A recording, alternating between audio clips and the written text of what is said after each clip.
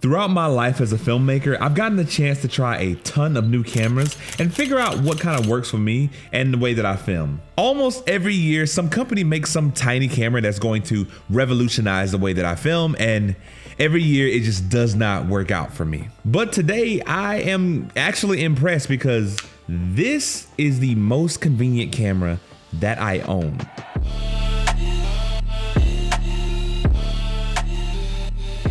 What's going on, guys? As 2023 comes to a close, I decided to take the bait and get me a little early Christmas gift.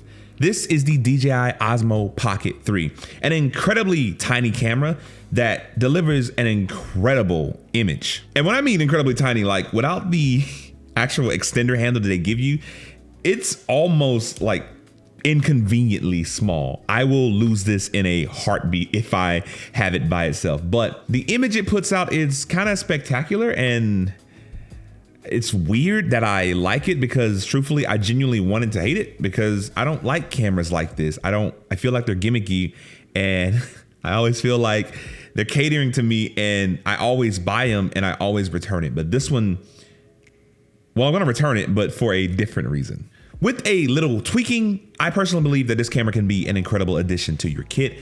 The straight out of the box image is fantastic, but me personally, shooting everything flat, D-log, color grading in post, I'm impressed with this thing. So what I want to do today is give you my thoughts on what this camera is going to do for me in the future, how I'm just genuinely impressed, and of course, the pros and cons of having something like this in your kit. All right, so a little bit of backstory. In case you're new here, I am a person who loves camera gear. Like, I love the image quality that I get out of these $4,000 and $10,000 cameras. And I am a little bit spoiled, and I've always wanted to kind of find something like this, something that's really convenient, super small, but can deliver me a very impactful image to where I feel comfortable enough using it. Because once again, this is a me problem. I am very spoiled by really high image quality cameras. Being able to have something like this to where it's just always on me, and when I say literally always on me, I can have my small little backpack that I carry with me, and this thing fits right in, and I don't really have to worry about, am I going to miss a moment? Because always having high quality video with me always is incredibly convenient. Now, I know what you're gonna say, dude, what about your phone? Well, I have the iPhone 15, the latest and greatest, and the camera on it is immaculate. It does really, really good. It's really, really good. But I hate filming with phones. This is a personal gripe. This is something to where I just can't do it. There is such an inconvenience to having this fixed screen always here. There isn't the stabilization that I want it to have, and this solves a lot of the problems that I have with filming with phones. But when it comes to filming with a phone, this will always be the most convenient camera that you have because it's the camera that you will never leave behind personally. This one is just the most convenient for myself and my workflow combined. Not good for workflow, amazing for workflow. I haven't really been able to incorporate the phone into filming like behind the scenes for my shoots because the image is just too jarringly different sometimes. It looks like it was shot on the phone. But this little thing, this is incredibly convenient. It delivers an incredible image. I have, gimbal stabilized footage. It has much better low light because it has an actual low light mode. I will say when it comes to getting something that's like pretty far out in the distance, the phone has a better telephoto lens because this is a wide angle, do it all lens. And I really do enjoy that about it. This thing is very easy to use and it's super intuitive. I actually do love the menus because they're just a big swipe gesture menu system. Like, you can't put too much into a device this small, but having everything at your thumb is super, super cool. You get 10-bit D-log footage, so you have that flat grading profile while also getting 4K 60, which I love because the 4K 60 is actually good, and the footage I've been getting out of it is actually crispy, and I love not having broken down, degraded, muddy footage. That was a big thing for me. You get all of that in a small package that you can literally keep in your pocket. And unlike my Pocket 6K cinema camera, this thing is an actual pocket camera. In case you are wondering, I recently got a new office, and with having a new space, I needed new things to furnish that space, and thankfully, FlexiSpot stepped in to help me out. For those of you who don't know, FlexiSpot is a brand who specializes in office furniture while looking out for your budget and not making things overly expensive. So I can respect that, and I needed a new desk and a new chair because your boy's chair has seen better days, I swear. But the desk that I ended up getting is their E7 bamboo desk. This thing has a wireless charger built into it, and I really love having a clean workspace to where I can go and script write, where I can go have a new neutral space in my office to get things done and be super productive. This is also a motorized standing desk, and I've had standing desks in the past, and the one I currently have takes a bit to turn on and then rises, but the FlexiSpot desk is just always awake, it's always ready. I've never had a desk this premium, this smooth, because even when I had an expensive standing desk, it was old and it still was kind of crappy. The chair that I have coming is the C7 Pro, and I am genuinely looking out for this thing because being somebody who's larger, when I get these chairs off Amazon, because I've done this 4 or 5 times, I break them. I just weigh too much and I break them every single time.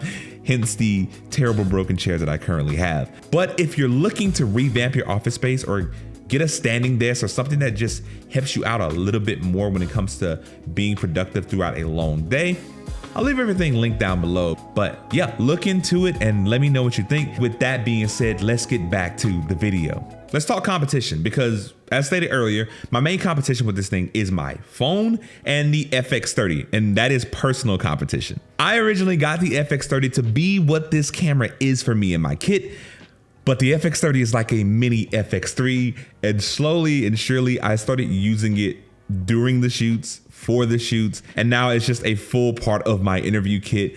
And I don't have it to film behind the scenes, but this I do have to film behind the scenes. This, however, feels much more personal. There is beauty in the simplicity of this device. It is very simple. It's a couple of buttons. You can have magnetic NDs, a magnetic Pro Mist filter. When you flick the screen, it has a countdown and it turns off. You flick the screen, it turns on. You want to film vertical, you can do that for social, or you can do what I love to do, which is 16:9 everything. And even talking about it just makes sense to just have something like this. It's almost too convenient for me not to own. For people who are just getting into filming, for people who are looking to just kind of vlog wherever they can or wherever they want to, who want to go out and just kind of see places, document and capture, it's going to be very hard to not recommend something like this, because this is one of those all-in-one solutions. Like, there are a couple of all-in-one solutions that I love, but if you want to be a creator who just goes out and creates, this thing can almost do it all. I mainly picked this up for the channel. I saw a comment the other day that said they would love to see more behind the scenes stuff. And normally, under normal circumstances, that's just not possible all the time for me. I'm usually head down in my video shoots, but having the ability to just either hand this to somebody or just keep this on me and just get a quick clip of what I'm doing in the moment, yeah, that's definitely going to help me deliver you guys more content, and also help me deliver that content at the quality that I want to deliver that content at. Because once again, I have been spoiled by really high quality cameras. I cannot stress that enough. So let's just get into the pros and cons of owning something like this. It's probably going to go fast because there are a lot of pros, and I'm going to have to really dig deep for these cons because it's just a good thing. First off, on pros, we have, of course, the size. Exceptionally tiny, like, you know, almost losably tiny, but you can have this on you all the time, always. This is not intrusive at all. I took this camera and my Ronin 4D out to do some filming, and I was running time lapses, and the Ronin 4D of course gets a lot of questions, but this little thing, you can just set it next to you while you're doing a time lapse, and it's incredible. Speaking of time lapses, this is the best time lapse camera that I own. I like to do time lapses when I can, and the Blackmagic is actually incredible with it because the menu system on that is super intuitive. But being able to just set this thing up, point it wherever I need to, flick it into time lapse mode, create beautiful time lapses in 4K. I absolutely love this, and I'm definitely going to be using this in my film kit for just a quick time lapse piece. The overall operation of something like this is exceptionally convenient in nature. The swipe gesture, it's like everything is positioned to the mass market. It's not necessarily positioned to prosumer people.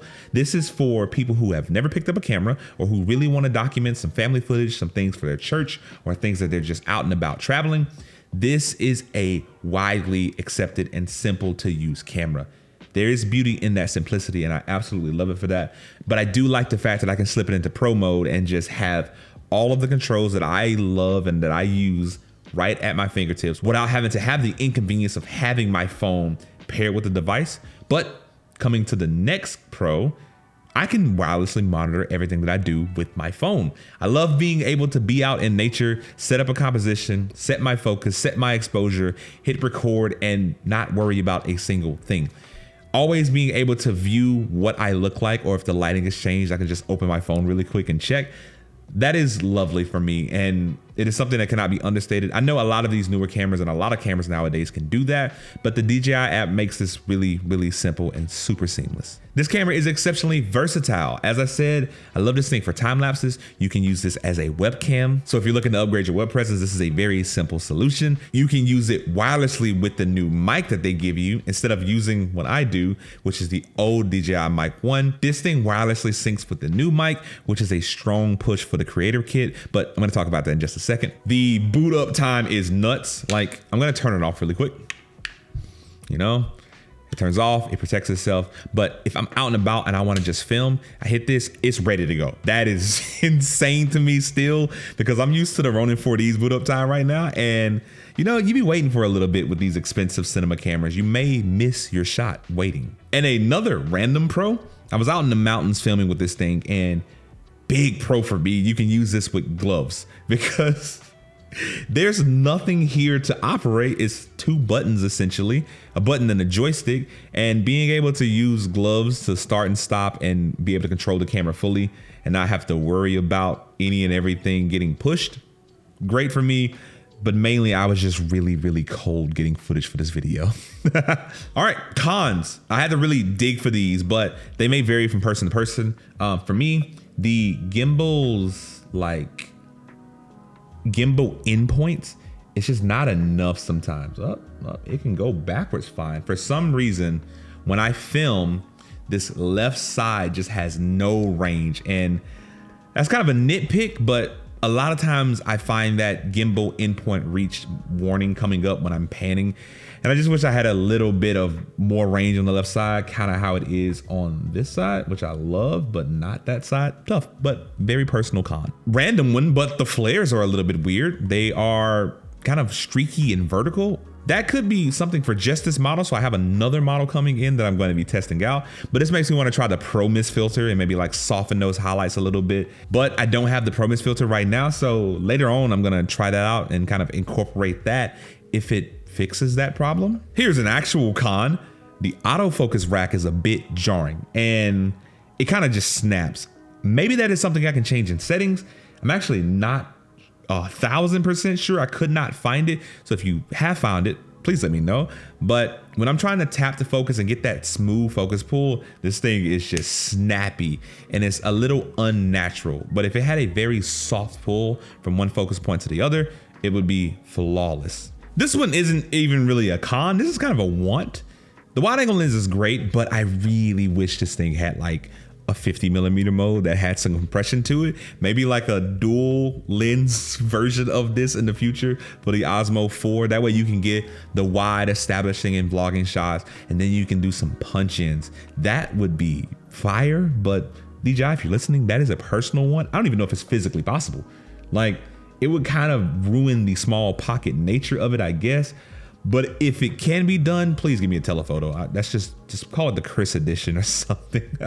So yeah, I had to really dig deep to find some negative things about this thing, but overall, stellar image quality for something this small and in this price range. I actually love this thing so much, but I am sending it back, but I'm sending it back to get the creator package that comes with the mic, comes with the extra battery grip, because for me, if you're remotely going to talk to this thing, if you're remotely going to film yourself, do not get the regular package. You're always going to be wanting more.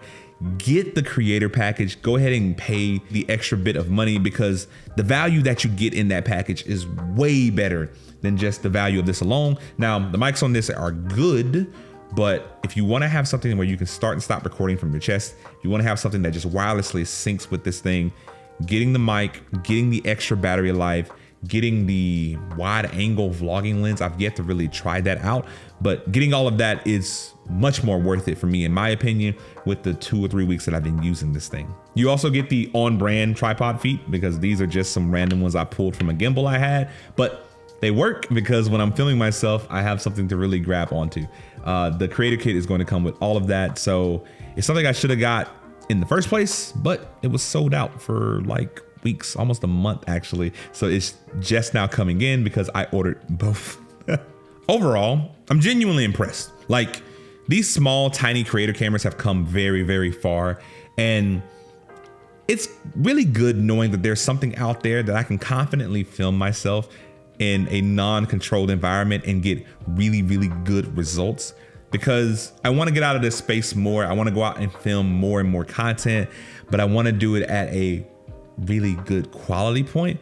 And that's always been a thing for me, holding me back. Something like this has given me the confidence to get out and do more for viewers like you. These multi-$1,000 cameras have really, really spoiled me, but it's good to know that there's something relatively cheap that I can recommend to anybody who wants to go out there and start creating content.